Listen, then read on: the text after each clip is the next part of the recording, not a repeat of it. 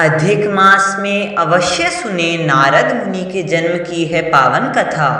कहा जाता है कि पुरुषोत्तम मास में भगवान श्री हरि की कथाओं का श्रवण करने से मनुष्य के जीवन के अनेक दुख दूर हो जाते हैं और हृदय में भक्ति का प्रकाश जागृत होता है। जो भक्त श्रद्धा और प्रेम से श्रीमद् भागवत की कथा सुनता है उसके जीवन में सुख, शांति और भगवान की कृपा सदैव बनी रहती है। इसलिए आज हम आपको सुनाने जा रहे हैं देवर्षि नारद मुनि के जन्म की है अद्भुत और दिव्य कथा, जिसका वर्णन श्रीमद् भागवत महापुराण में किया गया है। हरे कृष्णा। सूर्योदय का समय था। वेदों के रचयिता महर्षि वेदव्यास सरस्वती नदी में स्नान करके अपने आश्रम में ध्यानमग्न बैठे थे।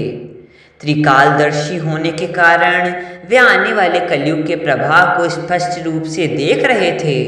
उन्होंने मानव समाज के कल्याण के लिए वेदों और पुराणों का विभाजन तथा रचना तो कर दी थी, फिर भी उनके हृदय में एक अधूरापन और निराशा बनी हुई थी।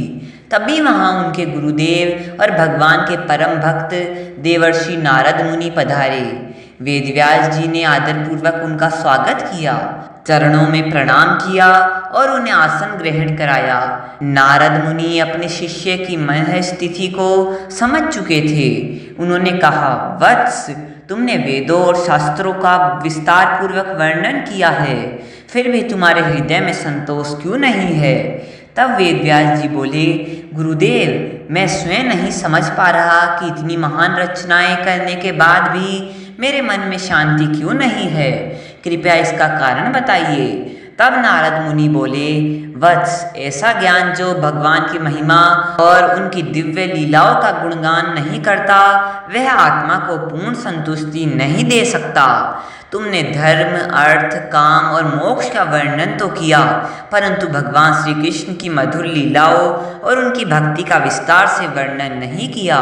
इसलिए अब तुम ऐसा ग्रंथ रचो जिसमें केवल भगवान की भक्ति और उनकी दिव्य कथाओं का अमृत हो, जिसे सुनकर जीव संसार के बंधनों से मुक्त हो सके। इसके बाद नारद मुनि ने अपने पूर्व जन्म की कथा सुनानी प्रारंभ की। उन्होंने कहा, पूर्व जन्म में मैं एक दासी पुत्र था। मेरी माता ब्राह्मणों के आश्रम में सेवा कार्य करती थी। एक बार चतुर्मास के समय कुछ महान वैष्णव संत वहां पधारे। मेरी माता को उनकी सेवा करने का अवसर मिला और मुझे भी उन संतों के समीप रहने का सौभाग्य प्राप्त हुआ। मैं छोटा बालक था, किंतु अत्यंत शांत स्वभाव का था। न अधिक बोलता था और न ही अन्य बच्चों की तरह खेलकूद में मन लगाता था। उन संतों ने मुझ पर विशेष कृपा की। एक दिन उनकी अनुमति लेकर मैंने उनके झूठे पात्रों से प्रसाद ग्रहण किया। उस प्रसाद के प्रभाव से मेरे समस्त पाप नष्ट हो गए और मेरे हृदय में भगवान की भक्ति का बीज अंकुरित हो गया। इसके बाद मैं प्रतिदिन उन संतों से भगवान श्री कृष्ण की दिव्य कथाएं सुनने लगा। धीरे धीरे मेरा मन भगवान के चरणों में स्थिर हो गया। चतुर्मास समाप्त होने पर वे संत वहां से जाने लगे। विदा होने से पहले उन्होंने मुझे भगवान की भक्ति का गहरा ज्ञान प्रदान किया। उस समय मेरी आयु केवल 5 वर्ष थी, परंतु संतों की कृपा से मुझे भक्ति का सच्चा मार्ग प्राप्त हो गया।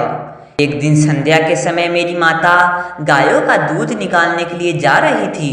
उसे क्या पता था कि मृत्यु उसका पीछा कर रही है। अचानक मार्ग में एक विषैला सांप आया और उसने मेरी माता को डस लिया। कुछ ही क्षणों में उसकी मृत्यु हो गई। मैं संसार में बिल्कुल अकेला रह गया, किंतु मैंने इसे भी भगवान की इच्छा मानकर स्वीकार कर लिया। अपनी माता का अंतिम संस्कार करने के बाद मैंने घर त्याग दिया और उत्तर दिशा की ओर चल पड़ा। चलते चलते मैं अनेक नगरों, नदियों, पर्वतों और जंगलों को पार करता हुआ एक घने वन में पहुंचा। वहां एक सरोवर में स्नान करके मैंने अपनी थकान दूर की और एक विशाल वट वृक्ष के नीचे बैठकर ध्यान करने लगा। जिन संतों ने मुझे भगवान की भक्ति सिखाई थी, उसी प्रकार मैंने अपने हृदय में भगवान श्री कृष्ण के चरणों का ध्यान किया। धीरे धीरे मेरा मन भगवान में पूरी तरह लीन हो गया। मेरी आंखों से प्रेमाक्षु बहने लगे। तभी मेरे हृदय में भगवान श्री कृष्ण के दिव्य स्वरूप का प्राकट्य हुआ। भगवान के उस अद्भुत रूप को देखकर मैं भाव विभोर हो गया। मेरा शरीर रोमांचित हो उठा। मैं उन्हें बार बार देखने का प्रयास करने लगा, किंतु कुछ ही क्षणों में भगवान अंतर्ध्यान हो गए। तब आकाशवाणी हुई। भगवान बोले, वत्स, इस जन्म में तुम मेरे दर्शन पुनः प्राप्त नहीं कर सकोगे, क्योंकि जब तक मनुष्य समस्त भौतिक विकारों से पूर्णतः मुक्त नहीं हो जाता, तब तक वह मेरे प्रत्यक्ष दर्शन नहीं कर सकता। किंतु तुम्हारी भक्ति अब कभी नष्ट नहीं होगी।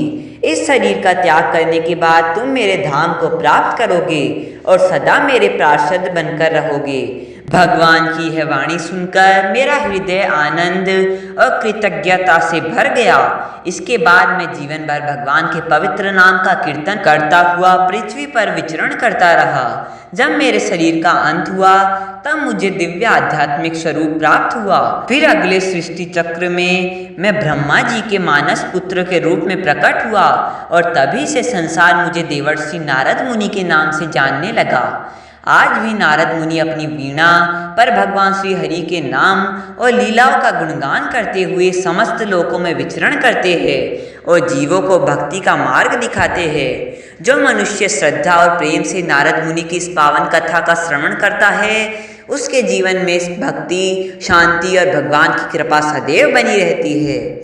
हरे कृष्णा।